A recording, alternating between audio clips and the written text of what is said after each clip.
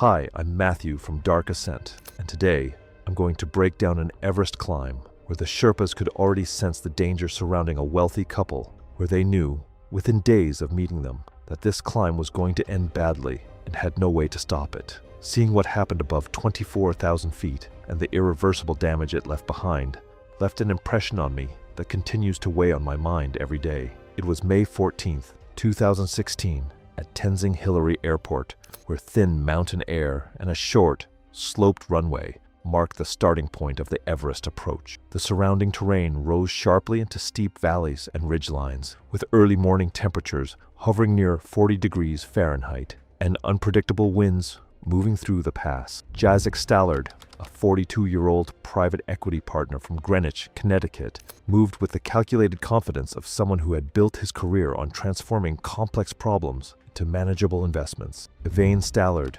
39, had recently transitioned from luxury travel consulting to lifestyle blogging, carrying professional camera equipment that rivaled her climbing gear in both quantity and cost. Together, they projected a belief that high-end equipment and financial leverage could compensate for limited high-altitude experience. According to my research, their $250,000 investment in the Everest expedition had secured them custom high-altitude suits manufactured in Germany, oxygen systems typically reserved for professional mountaineers, military-grade satellite communications, and filming equipment capable of operating in sub-zero temperatures. This sum exceeded the annual income of most professional guides, a fact Jacek mentioned frequently when discussing expedition logistics. Their climbing resume included Kilimanjaro's 19,341-foot summit and several guided alpine ascents in Switzerland and France. Respectable achievements for recreational climbers, but from what I found,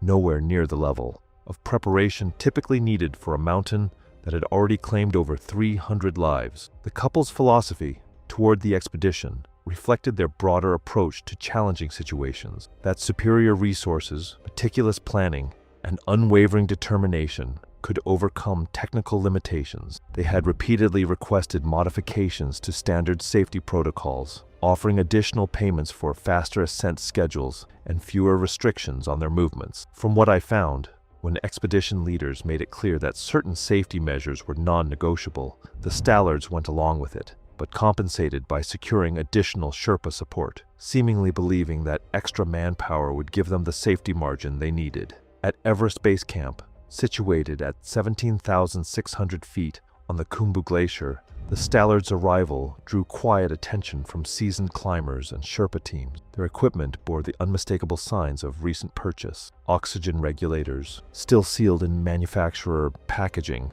down suits without the scuffs and repairs that marked veteran gear, climbing boots that had never touched rock above 20,000 feet. The couple moved through base camp with the enthusiasm of tourists, documenting their surroundings extensively and discussing their plans with the casual confidence of those who had never experienced the mountain's fundamental indifference to human ambition. I think they seemed more focused on capturing content than truly absorbing the environment or respecting its inherent dangers. Base camp itself serves as a sobering introduction to Everest's realities. The thin air at 17,600 feet leaves newcomers breathless after minimal exertion, while the surrounding landscape of ice, seracs, and crevasse fields demonstrates the mountain's active geology. Veteran climbers spend weeks here, acclimatizing, their bodies slowly adapting to reduced oxygen levels while they practice technical skills on nearby ice formations. It looked to me like the Stallards treated this essential acclimatization period as a box to check rather than the critical safety process it actually is. Their first rotation to Camp 1 at 19,500 feet proceeded smoothly, though Sherpas noted their tendency to pause frequently for photographs and their insistence on carrying additional camera equipment, despite repeated guidance to minimize pack weight. The route to Camp 1 crosses the notorious Khumbu Icefall, a constantly shifting maze of ice blocks and crevasses that represents one of Everest's most objective dangers. Here, speed and efficiency are paramount, as the icefall's movement creates new hazards daily. Their careful documentation, while understandable for an online audience, clearly revealed a basic misunderstanding of the icefall's relentless demands. The real indicators of trouble emerged during their push to Camp 2 at 21,300 feet, located in the western m, a massive glacial valley that funnels wind and amplifies temperature extremes. Jacek began experiencing persistent headaches that intensified with exertion, and I could see he was clearly underestimating how serious these early warning signs were, his breathing becoming labored, even during rest periods. His recovery times between climbing sessions stretched longer than expected, and to me, it was obvious he kept dismissing these struggles, confident his body would just adapt, and he showed signs of dehydration despite consuming adequate fluids. Rather than recognizing these as potential warning signs of poor altitude adaptation, he attributed them to normal adjustment, expressing confidence that his body would adapt as they continued higher. Yvain's challenges became apparent during fixed rope training near Camp 3 at 23,500 feet.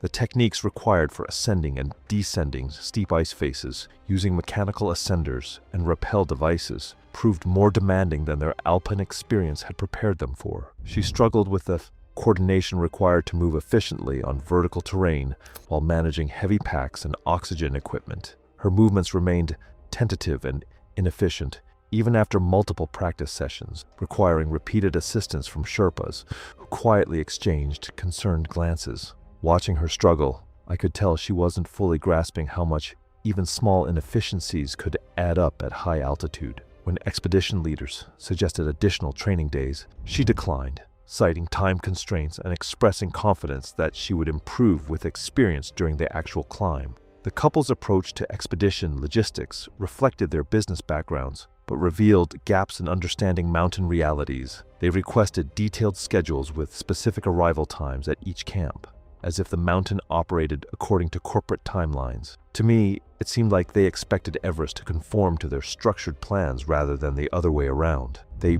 inquired about upgrade options for weather windows and expressed frustration when told that summit attempts depended on meteorological conditions rather than payment schedules. Their questions often focused on guarantees and contingencies, concepts that have limited application in an environment where conditions can change from survivable to lethal within hours. During their acclimatization rotations, subtle patterns emerged that concerned their Sherpa team.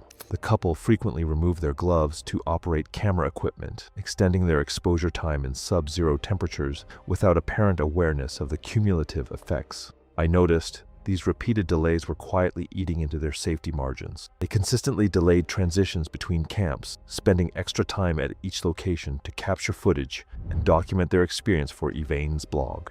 These delays, individually minor, began accumulating into a pattern that compressed their safety margins and increased their overall exposure to the mountain's hazards. At Camp 3, during their final acclimatization push, both climbers showed signs of fatigue that exceeded normal expectations for their fitness levels and experience. Their movements had become more labored, their recovery times longer, and their oxygen consumption rates higher than the expedition's planning parameters. Jacek's persistent headaches had evolved into episodes of nausea and dizziness, while Yvain complained of sleep disturbances and loss of appetite, classic symptoms of inadequate acclimatization. Sherpas quietly adjusted their oxygen supplies and modified their ascent schedule, but the couple interpreted these changes as routine expedition management rather than responses to their declining performance. The weather briefings during their final days at base camp painted an increasingly narrow picture of their summit window. Meteorologists reported stable conditions for the next 48 hours, followed by a significant weather system approaching from the west that would bring increased winds and potential snowfall. I could see how the forecast was quietly adding pressure, making any delay feel costly. Sherpas recommended conservative turnaround times and emphasized the importance of maintaining their planned pace, but the couple's focus remained fixed on reaching the summit rather than managing the descent timeline. On May 22nd, the Stallards began their final push from base camp to the summit, following the standard South Col route that would take them through camps 1, 2, 3, and 4 before their summit attempt. Their ascent to Camp 4 at 26,000 feet proceeded without major incident, though both climbers arrived showing greater fatigue than expected. The South Col a windswept plateau that serves as the launching point for summit attempts, sits firmly in the death zone, where oxygen levels drop to about 1/3 of those at sea level. Watching climbers here, it's clear that every movement counts. Speed and efficiency aren't just helpful, they're critical for survival. At Camp 4, the couple's oxygen use required frequent adjustments to their planned supply. Their breathing had become irregular, alternating between rapid, shallow breaths and longer pauses, a clear sign their bodies were struggling to extract enough oxygen. Their movements showed subtle coordination problems, common in early altitude impairment, delayed responses to instructions, a difficulty with fine motor tasks, and occasional confusion about their location or the time of day. I could tell the narrowing weather window added another layer of risk, with wind speeds expected to climb sharply within the next 12 to 18 hours. Sherpas recommended an earlier turnaround to ensure the couple could descend before conditions worsened, emphasizing that the weather window was closing faster than expected. I could see how Jacek dismissed these warnings, relying on their high-end oxygen systems and thermal gear as a shield against the mountain's dangers. He pointed to their substantial investment in premium equipment, confident that it would compensate for environmental challenges. Yvain reinforced this decision, citing the rarity of the opportunity and their extensive preparation. Yvain's final preparations included an extended filming session that delayed departure from Camp 4 by nearly an hour. She aimed to capture footage of their final preparations and document their emotions before the summit push. To me, this delay felt dangerous, eating into an already tight timeline and reducing their safety margins for the most hazardous portion of the climb. The couple seemed unaware that in the death zone, every minute above 26,000 feet exponentially increased risk, and that their filming activities were consuming precious time they might later need to survive. The summit push began late at night, with headlamps cutting through the darkness as climbers moved in a slow line upward from Camp 4. The route followed a steep, exposed ridge, where each step required precise crampon placement and constant use of the fixed rope, with sharp drop-offs on both sides. Temperatures hovered around -20 degrees Fahrenheit, and shifting wind gusts affected balance and limited communication. From the start, the Stallards moved slower than surrounding climbers, falling behind the pace needed for a safe ascent and descent window. As they gained elevation, the physical demands increased sharply. The reduced oxygen levels forced heavier reliance on supplemental systems, and even with assistance, each step required more effort than the last. Their breathing became more labored, and their transitions between movements, stepping, clipping, adjusting equipment, took longer. It was easy to see they were slowing down, and the Sherpas had to work extra hard just to keep up with them. At the balcony, around 27,500 feet, the route became heavily congested as multiple teams converged on the same fixed rope section, slowing movement to a near standstill. Climbers remained clipped to the line, waiting in exposed conditions far longer than planned. While experienced climbers could handle the delays, the Stallards started feeling it fast, getting tired and using up oxygen quicker. Watching them stand there in the cold, I could tell every extra minute was making it harder for them to stay safe. Their oxygen use went up as they stayed put in extreme cold, and just staying balanced and keeping warm drained their energy. The cold crept through gloves and boots, making simple things like adjusting masks or clips take longer. Fatigue set in faster, and rest didn't really help at that altitude. The extra weight from all their filming gear made it even worse. It was clear to me that all this together, tired, cold, heavy packs, was really stacking the odds against them. Sherpas began noting irregular breathing patterns in both climbers. Their inhalations became uneven, alternating between rapid breaths and slower, strained attempts to draw in air. Coordination issues became more apparent. Simple movements required repeated attempts, and their footing occasionally slipped before being corrected. Even from my perspective, it was clear that small slips were costing them more energy than they realized. Their pace shifted from slow but steady to inconsistent, marked by frequent stops that were not part of the planned ascent rhythm. Responses to instructions showed noticeable delay, with both climbers needing extra time to process and act on guidance. As the delay at the balcony extended, the timeline for a safe summit attempt narrowed, reducing the margin needed for descent. The Stallards resumed climbing, but their pace did not recover, and their condition continued to decline with each section of rope. From where I was, it was obvious the longer they stayed up there, the higher the risk became. Under normal circumstances, these signs would prompt a descent, but their financial investment, proximity to the summit, and determination led them to continue despite worsening conditions. At the south summit, around 28,700 feet, wind speeds increased as several experienced teams turned back. The Sherpa team advised descending due to the closing weather window, and the couple's slowed pace. I could feel the tension among the Sherpas. They knew the mountain wouldn't wait. Jacek and Evine chose to proceed, relying on their equipment and commitment to reach the summit. And this is the part that stuck with me. The Sherpas could see what was happening. They recognized the warning signs, the slowing pace, the way things were starting to fall apart. But in an industry where clients are paying six figures for a chance at the summit, saying no isn't always an option. And even when they do, it doesn't mean they'll be heard. The final approach to Everest's summit follows a narrow ridge with steep drops on both sides, requiring precise footwork and absolute focus in an environment where a single mistake can prove fatal. Here, the couple's oxygen regulators began showing inconsistent flow rates due to freezing condensation in the delivery systems, a common problem at extreme altitude that requires immediate attention. Sherpas intervened to adjust the settings and clear the blockages, but these mechanical issues further delayed their progress and increased their time in the death zone. The couple's movements had become increasingly uncoordinated, and their decision-making showed clear signs of impairment. On the summit ridge, approximately 400 vertical feet below the 29,032-foot summit, wind gusts exceeded 50 miles per hour, creating conditions that challenged even experienced climbers. The narrow ridge, barely wide enough for single-file passage, became treacherous as the wind threatened to knock climbers off balance. Visibility dropped as blowing snow created whiteout conditions, making navigation difficult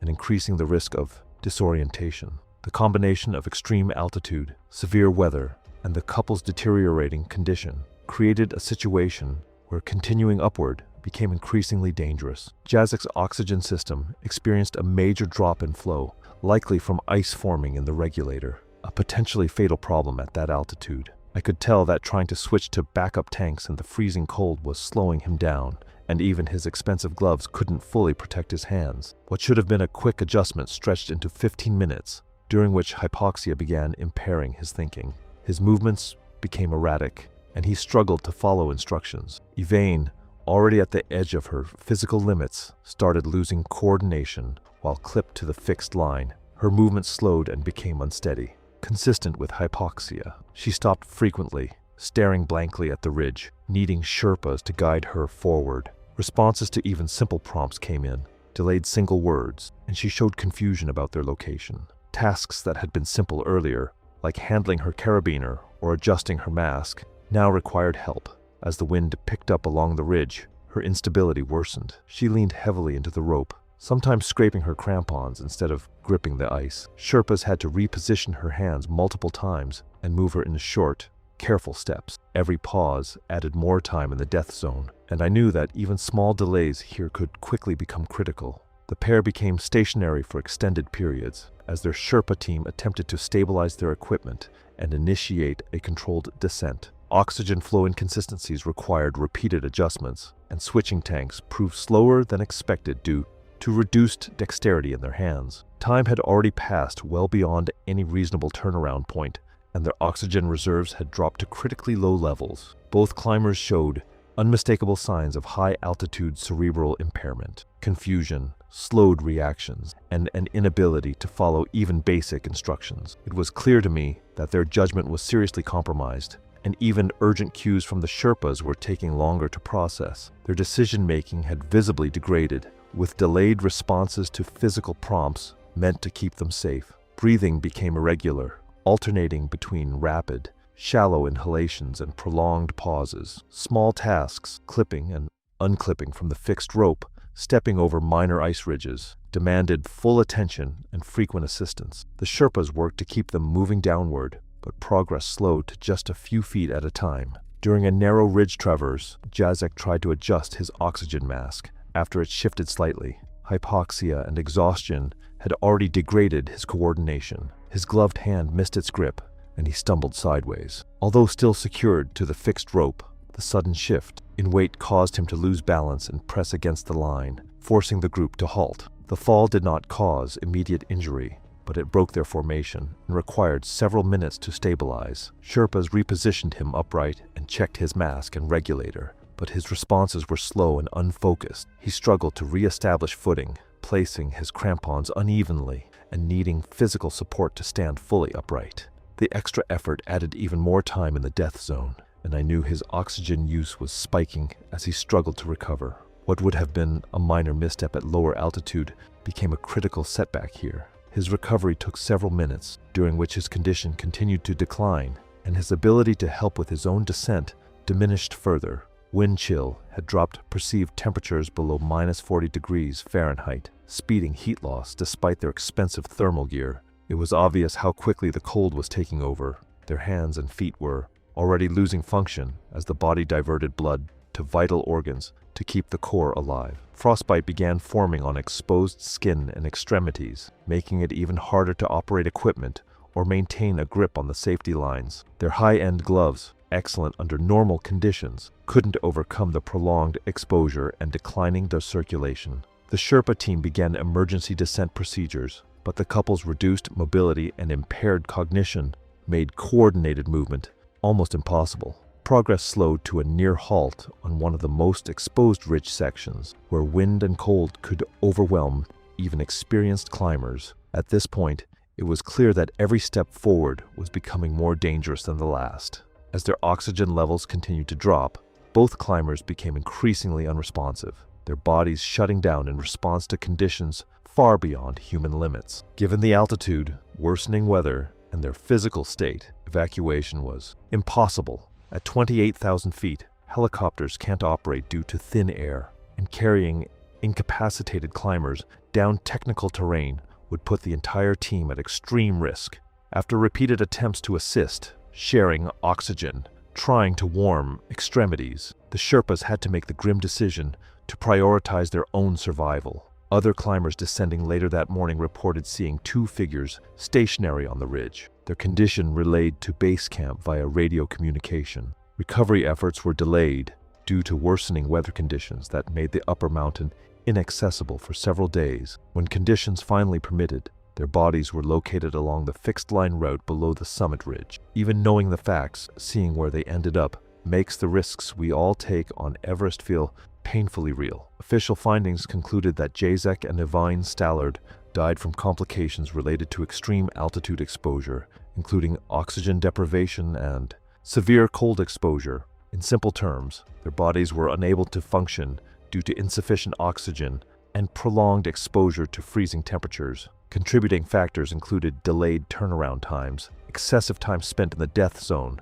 and equipment management issues under extreme conditions. It's hard not to feel the weight of every choice they made. The mountain leaves no room for error. From my perspective, the responsibility lies primarily with the climbers themselves. The Sherpas did everything within their power to manage risk and provide guidance, but ultimately, Jacek and Yvonne made repeated choices to continue despite clear signs of danger. Preventing a tragedy like this comes down to respecting the mountain's limits, adhering strictly to turnaround times, understanding the effects of altitude, and not assuming that even the best equipment can replace experience or judgment.